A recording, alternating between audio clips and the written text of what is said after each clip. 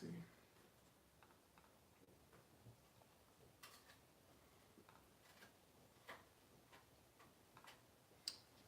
Okay. All right, we're live. Hey, Shalom, Shalom. Shalom. This is Brother Kashakwala. Nathaniel. I want to give all glory, honor, and praises to Yahweh, by Hashem, Yahweh Shai, by Hashem, Chakodash. Double honors to the apostles and elders of Great Millstone who rule and teach well. Peace, love, salutation to the elect 144 first fruit. All right. Today, as you can see from the title of the lesson, it says, "Let there be no offenses." And we're going to jump right into it. I'm going to let the brother take it away, man. Okay, kind. So, we about to move into the Passover, tonight. Just to clear the air, me personally, if I ever had offended a brother, or in any way that I have moved or anything that I've done carnally, I just want to give us a sincere salakia. And I wanted to bring out the scripture. This is Matthew 5:20-21. And it says, "Ye have heard that it said by them of old time, Thou shalt not kill. And whosoever kill shall be in the danger of the judgment. But I say unto you that whosoever is angered with his brother without cause shall be in the danger of the judgment. And whosoever shall say to his brother, Rika, shall be in danger. Rakha shall be in the danger of the council. But whosoever shall say, Thou fool, shall be in the danger of hellfire. Therefore, if thou bring thy gift to the altar, and rememberest that thy brother hath aught against thee, leave thy gift before the altar thy way. First, be reconciled to thy brother, and then come and offer thy gift." So, sometimes we may do things and we don't know that we've actually offended a brother, that we've been off in some kind of way, and if I personally had offended a brother or went off in some kind of way, I just wanted to say salakia. And I don't hold no malice or any ill will toward any brother within the body, So, that's pretty much all I have with that. Con. So, to get into the point of that scripture, it says, can you read verse 22 again? Con. Give me 1 second, let me put it back up.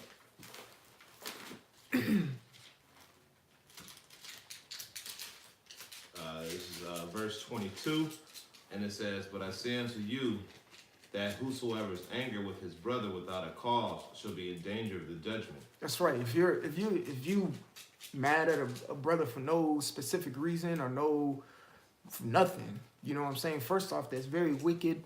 Second off, that's kind of womanish or effeminate, because you're bringing up an allegation for no reason. You're bringing up strife and contention and animosity for no reason. Okay, when there's no reason to have one.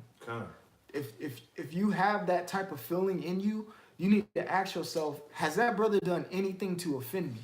And if you have to think, first off, you have to think real hard for that, then probably nothing would ever happen. And it's probably you who has the problem. And you need to go to the Lord, fast, pray, do what you need to do to alleviate these things. The Bishop of Tazawam, his most recent lesson, he did a great lesson on pretty much clearing the air with one another, okay? And making sure you are prepared for this, going into this Passover. If you have to look on yourself and self-reflect the things that you may have problems with yourself, you do the necessary things in order to get those things off of you. So if you have anger or any malicious intent, you can say toward the Akim, you better check yourself, okay? You better check yourself real quick. Not to mention too, man, we supposed to be in the spirit of brotherly love, man, and we're in the flesh, so we may do things in a manner that may rub the brother the wrong way, or something like that, man. And that's when you gotta have a spiritual mindset, man, and you gotta have that ongoing forgiveness, man, because we can't have any schisms in the body, man. That's right. We can't have that, And moving into the Passover, that's how a lot of brothers get removed, because even though you don't think that a brother see your intent, the Most High see your intent, and he sees the depths of your heart, man. So he knows, That's right. So no, you good, brother. That's perfectly said. You know, it says so. If you have, it says that whosoever is angry with his brother without a cause, so for no reason, no apparent reason. It's kind of when you kind of read that. I don't want to speak like that, but it's like it's kind of effed up for to just be mad at somebody for no reason.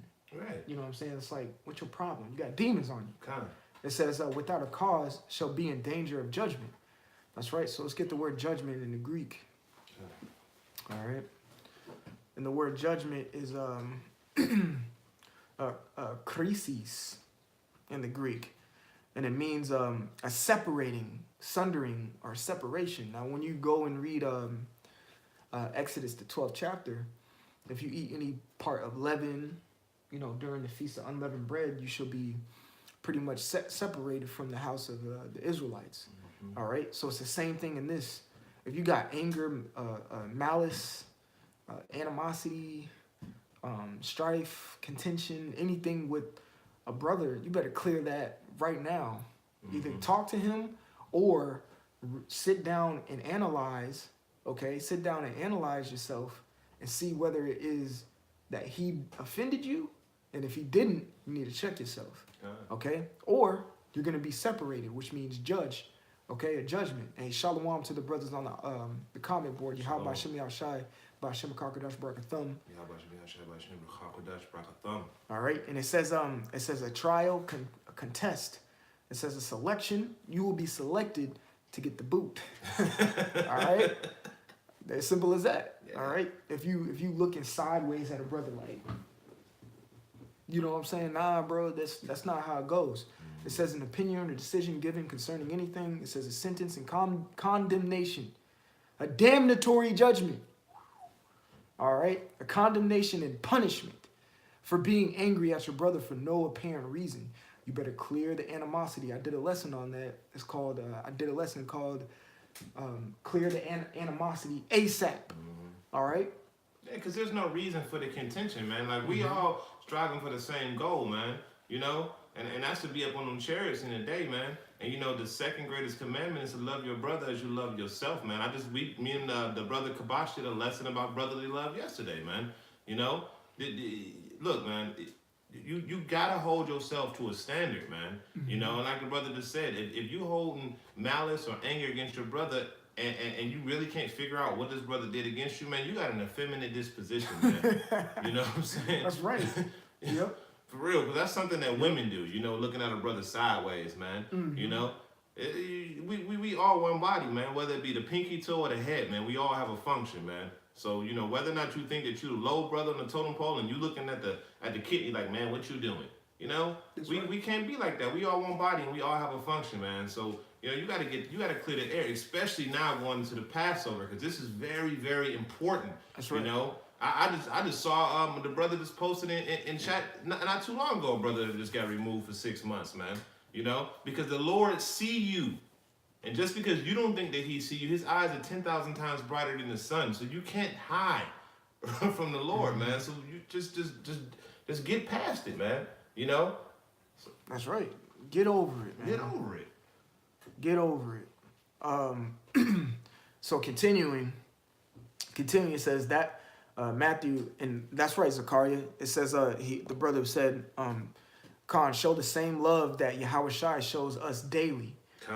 Get Psalm 68. I forgot what verse. Let me see if I can find it. It's Psalm 60. I know it's Psalm 68. All right, because Yahweh Shai continually shows us love each and every single day. So we have to be in that stead or in that likeness to show love to one another as well. All right. Let me see. I know it says let me find it real quick. Bear with us, Hakim. It's 68 and 19. All right, this is Psalm 68 and 19. Blessed be Yahweh, who daily loadeth us with benefits. There you go. Even power of our salvation. Selah. There you go. Selah means ponder on that. Think about that, man. You know, like the brother said, I'm gonna read it again. The brother Zakaria, he said, Khan, show the same love that Yahweh Shai shows us daily. You know, so he daily loadeth us with benefits. I'm gonna get that word loadeth, and it's imas. Imas in the Hebrew, it says to load, carry a load. All right, that goes back into what? That goes back to when he said, my burden is light. All right, and my yoke It's easy. is easy. When you go into the word yoke, yes, it means like a burden, but also it means a balance. All right, so his balance is easy. If you find that equilibrium that Yahweh Shai found and try to strive in his ways and his manners, then guess what? Your walk is going to become more simplistic. Okay, and with that simplicity comes just being good to a brother. All right, you make things very complex when you have some type of anger towards someone for no goddamn reason.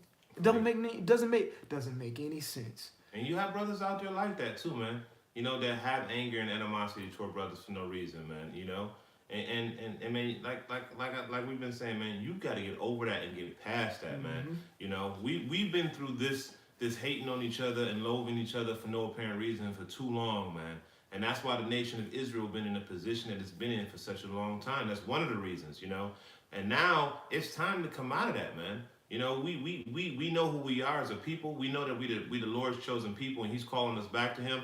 And we got standards, man. We got rules and standards and things that we have to adhere to. And one of those things, man, is loving your brother without a condition, man, and not hating your brother without a cause, man, or loathing your brother, being angry with your brother, Salaki, without a cause, man.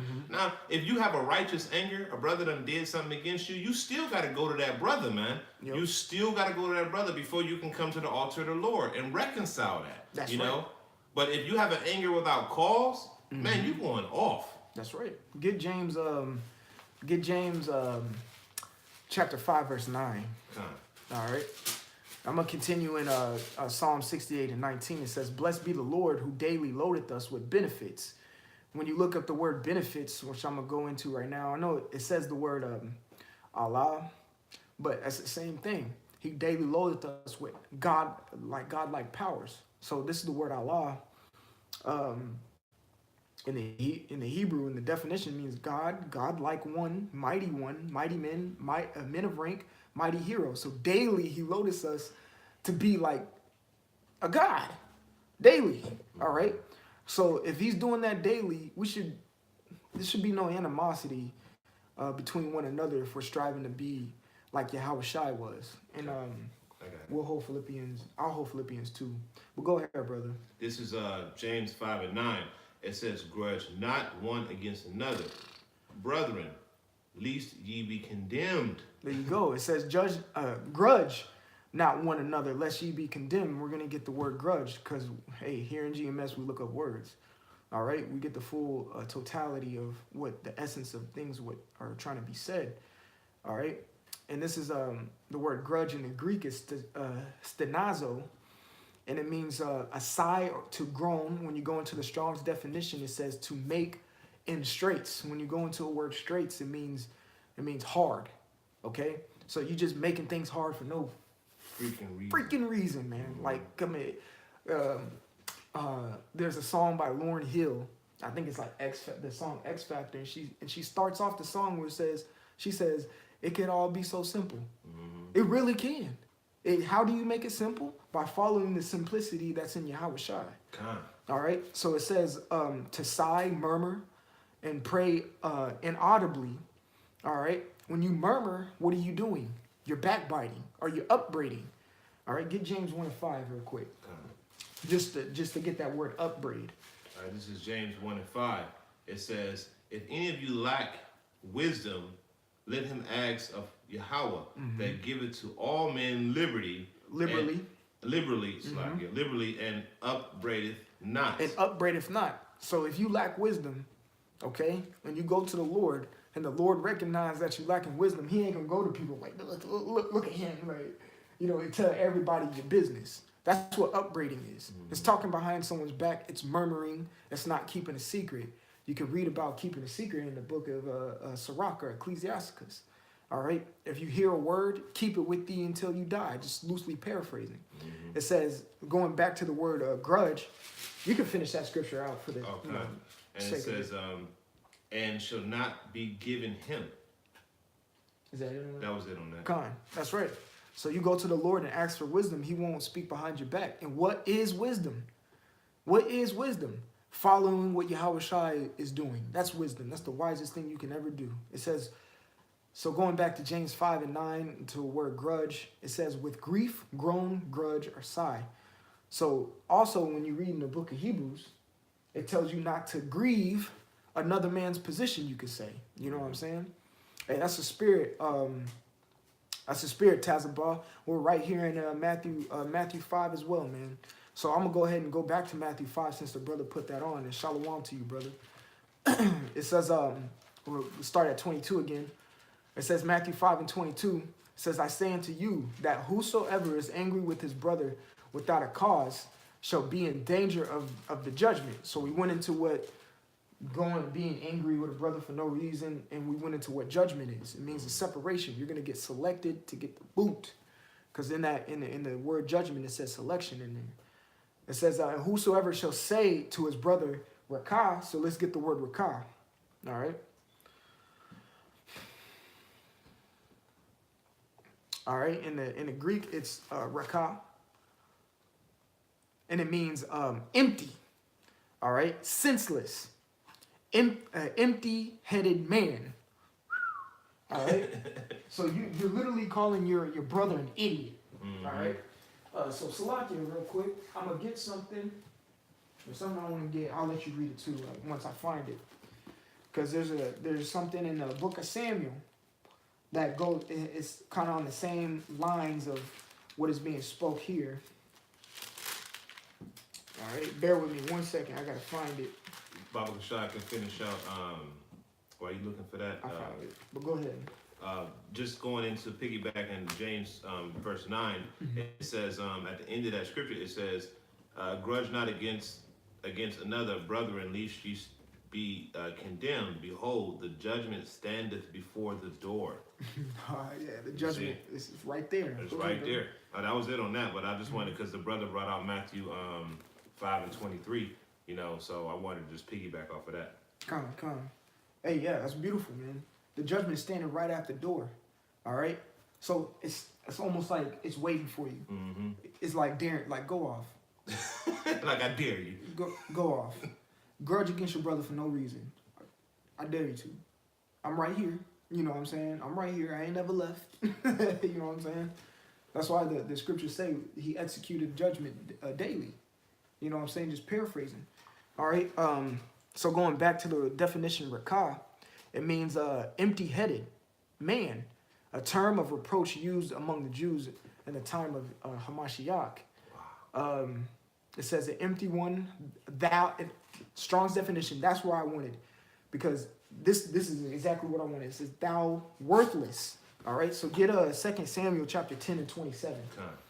All right, and we're gonna get that. We're gonna get what it says in there real quick. 1 Samuel, Salakia. 1 Samuel 10 and 27. 10 and 27. All I think right. I said 2 Samuel. 1 Samuel 10 and 27. You know what? I skipped over it. Oh, it's good, brother.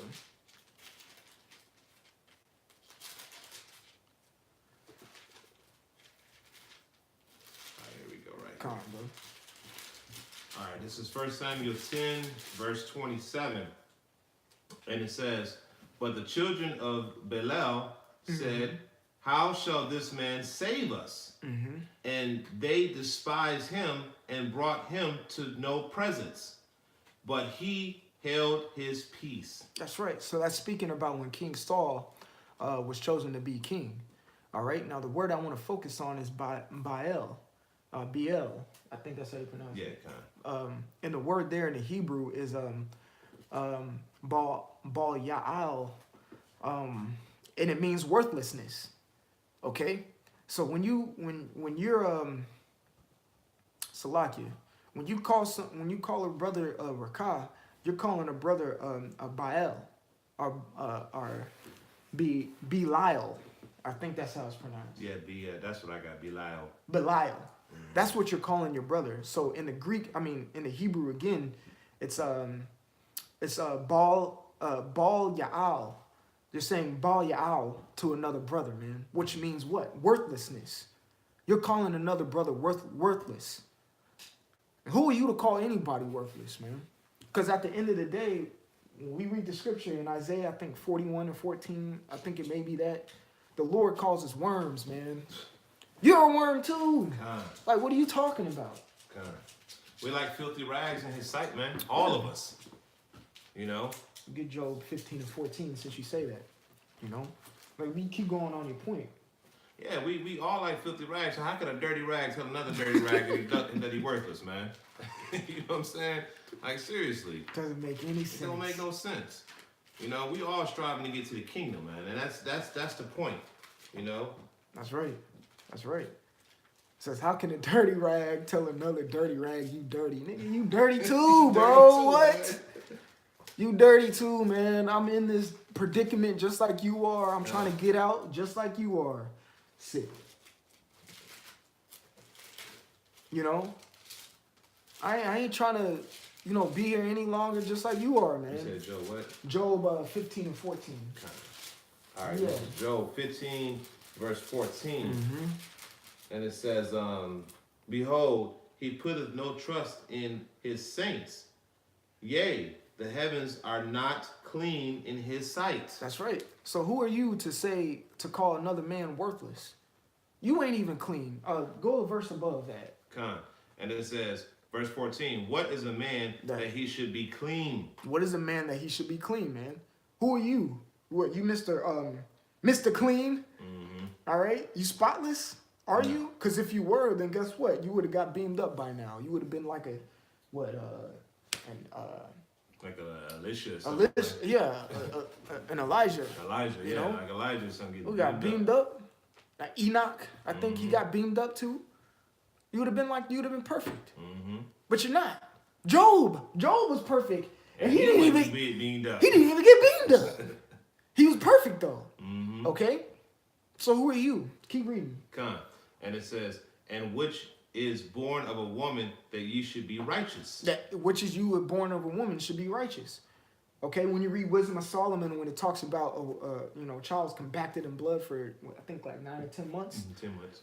I was, and this brother was, and every other brother that I know was. So if you come from a woman, who are you to call yourself clean? Mm-hmm. You're still filthy. All right. So don't go walking around saying rakah in the Greek to another brother, because I had to emphasize the word Greek because it sounds like the Hebrew word for spirit. Mm-hmm. All right. So going back, it says, and whosoever shall, Matthew 5 and 22, and whosoever say to his brother rakah shall be in danger of the council. All right. It says, but whosoever shall say thou fool, all right, shall be in danger of a hellfire. Hey, man, do not call your brother a fool, man. So what is verse 22 is saying a lot. Yeah, don't call your brother worthless. Don't call your brother a fool. And don't have any unnecessary animosity or anger towards a brother for no goddamn reason. All right? Or you're in danger of the council, of judgment, and of hellfire. All right? Verse 23, it says, therefore, if thou bring thy gift to the altar, all right? What are you bringing to the altar? It says, therefore, if thou bring that gift to the altar, give your body a living sacrifice. Okay. All right? If you bring a gift to the altar, all right, which is where? To camp. The altar that we speak at every week or every weekend or twice a week sometimes. I know other camps go twice a week. The Dallas camp, they go twice a week. Okay? So if you're bringing your gift to the altar, you're bringing yourself. You are the gift. You have nothing else would satisfy the Lord other than all of you. Okay? I'm speaking as all of you as an individual. You give everything you have, your entire life. All right? Your entire life to the Lord. So Matthew 5 and 23. Did you find that? I'm looking for it. Come. Matthew 5 and 20. Salakia. Salakia. First Corinthians. First Corinthians. Present their body as a living sacrifice. Mm-hmm. Reasonable service. Yeah, forget that one. So Matthew 5 and 23. Therefore, if thou bring thy gift to the altar, and there rememberest that thy brother hath aught against thee. So if you go to camp and you have some type of animosity or strife or anger towards a brother, both of y'all are going complete. Well, actually, I wouldn't say both of y'all, because one party may not know. But if a brother is holding something against another brother, and you still go to camp and camp with that man, you are going completely off. You had 6 days. You had 6 whole days before camp came to clear this up. And look, according to the book of Daniel, what? Knowledge has increased. All right? Meaning the science of things has increased. Technology has increased. So what do you have? You have a freaking cell phone. You have the World Wide Web in the palm of your hand. What makes you think you can't dial that brother's number and hit him up, call him, say something that's been bothering you, and y'all talk and hash it out? In the book of Galatians, if I'm not mistaken, it says, give no place for the devil. The verse above that, it says, don't let the sun go down on thy wrath. All right? And the next verse says, what? The first verse says, be ye angry, but sin not.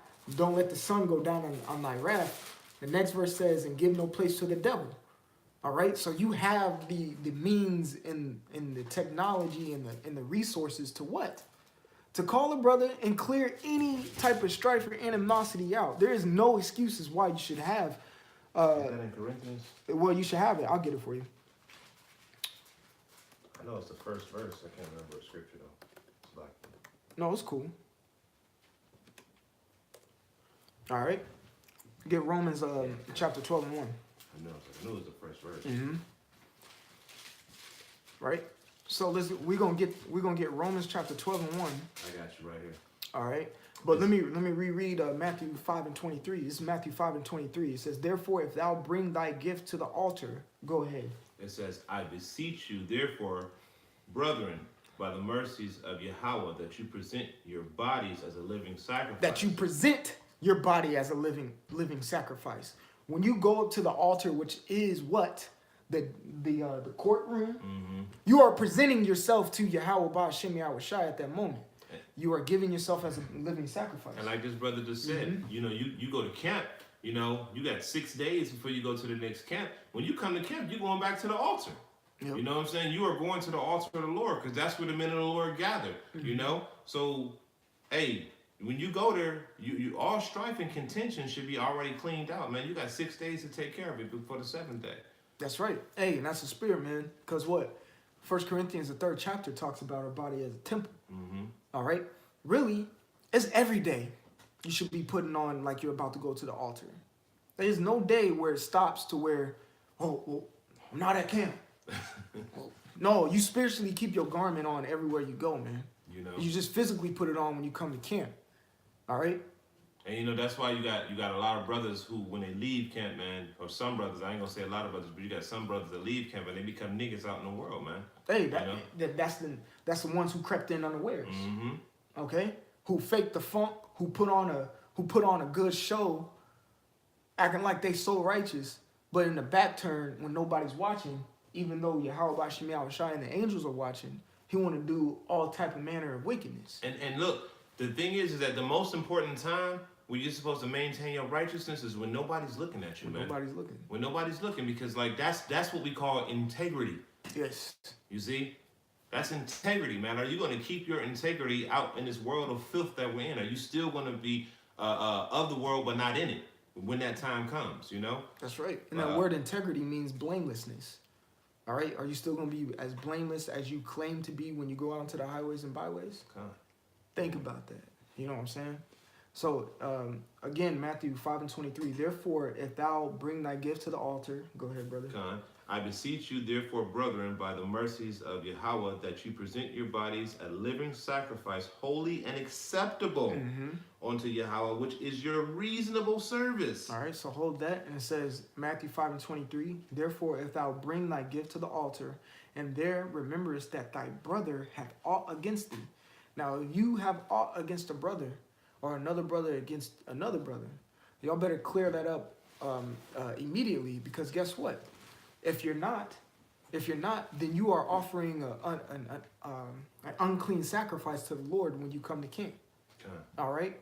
It says Matthew 5:24, leave there thy gift before the altar and go thy way. Meaning, man, don't even go. If you have something against a brother, you should not be camping with that brother. You should not be preaching the word of Yahweh B'Shem Yahushua with that brother, man. The word doesn't want to go out when there's a schism in the body. Then it literally needs perfection. Matthew, I'll just get it. We're in the 5th chapter. Shoot. Matthew 5:48. Be ye therefore perfect, even as your Father which is in heaven is perfect. So don't be that schism in the body that ruins it. All right. Matthew 5:24. Leave there thy gift before the altar and go thy way. First be reconciled. So, hey, y'all need to make amends. Reconcile means to come back to one another. Just a synopsis of that word. All right. It says first be reconciled to that brother. So it's like, man, hey, bro, hey, you did this and that. You may say, hey, man, it was for this reason. I may get the understanding why you did that. Or you may get the understanding why it offended me. Oh, that's why? Yeah. Okay. Hey, Yahweh Shem Yahushua. You know, and y'all hash it out. It's that simple. And then y'all can go back to camp. Everything's good between one another. Don't hold any grudges. All right? No, nothing. I got something. I'm gonna finish it out and I'll let you get it. It says, and then come and offer thy gift. So hash that out, then come and offer the gift. Okay? So you're literally giving your body as a living sacrifice, and it's a good sacrifice to the Lord. All right? That's simple. Go ahead, brother. God, this is Romans 13:10. It says, love worketh no ill will to his neighbor. Therefore, love is the fulfilling of the law. That's right. Love is the fulfilling of the law. John 15 chapter, it talks about laying your life down for a brother. That's love. And if you really love your brother, you ain't gonna want to have no schisms against him. You're gonna want to hash it out, man. You're gonna be like, you know what? I love this brother. You know, maybe like the brother just said, let me go talk to him to see where he was coming from. Because maybe I'm off in the way I received it, you know? Yep. And that's having a humble mindset. It could actually be that other brother may be at fault, but you still think you're at fault. It's like, man, I probably did something. You know what I'm saying? That makes me feel this way toward that brother. Let me just go talk to him, man. I may have done something wrong where he's not really understanding me. Okay. And, you know, just speaking on a personal note, I've had times where, you know, I felt a certain way, like, man, this brother, and then I sat back and thought about it, and I said, wait a minute. Let me think about this for a minute. When I hit the brother up, he answers with love. You know, when I go see the brother, we kick it like there's nothing wrong or whatever. And if I need something, the brother's there for me when I need it. And you say to yourself, well, this is me. This is something that I have an issue with. That this brother ain't even. I have an unjust cause against this brother, man. And that's Satan, man. That's a demon, man. That's right. And you got to realize that inside your mind that, hey, this is a demon, because all of these brothers that be in the camps, man, we all trying to get to the same place, man. We trying to get to the kingdom, you know? So you got to think about, all right, you got to be kingdom minded, man. That's the thing. You got to be kingdom minded. So if these brothers are all working to get to the kingdom, then a brother ain't gonna have no ill will against you for no cause, man. That has to be the first thing in your head. Like, wait a minute, am I going off? Yep. You know, because more than likely you probably going off. You know, because you don't like the way something was done, but it was done in righteousness. But because you don't like it, you feel like the brother got something against you, and that's off, man. You know. But anyway, you got it out. That's perfectly said, man. And reread that verse and we can close it off on that. Khan, this is Romans 13:10. Loveth worketh no ill will to his neighbor. Therefore, love is the fulfilling of the law. That's right. Love is the fulfilling of the law, man. So, you know, Lord willing, this lesson was edifying. And Lord willing, we push the message out. Like, if you have any offense toward a brother, man, hit him up now before sundown, before you go eat and kill the Passover, man. All right? Do everything necessary that you have to do, even though you should have been prepping yourself way before this. Mm-hmm. You should have been prepping yourself at the end of the last Passover for this Passover. You know what I'm saying? It's the same thing if we, how about Shemi Al-Shai forbid that we have another one, but if we have to go through another one, trim yourself all the way into the next one. Okay. All right? And do the things necessary that you have to do so there will be no offenses. Like the title of the lesson says, let there be no offenses. Okay? Do you have any closing remarks? I just want to say again, Akim, you know, hey, if me personally, I ever offended a brother in any kind of way, man, I just want to give a sincere salakia. It was not intentional. And moving into the Passover, man, you know, I just hope other brothers have that same spirit in Shalom. Come. Same words. He just said it out of his mouth for me too, you know. So, hey, with that, we want to give all glory, honor, and praises to Yahweh, Ba'ashem, Yahweh Shai, Ba'ashem, Rakakwadash. Double honors to the apostles and elders of Great Millstone who rule well. Peace, love, salutations to the elect 144 First Fruit. I'm the brother Kasha Kwala Nathaniel. from the GMS Atlanta Church. And like always, until next time,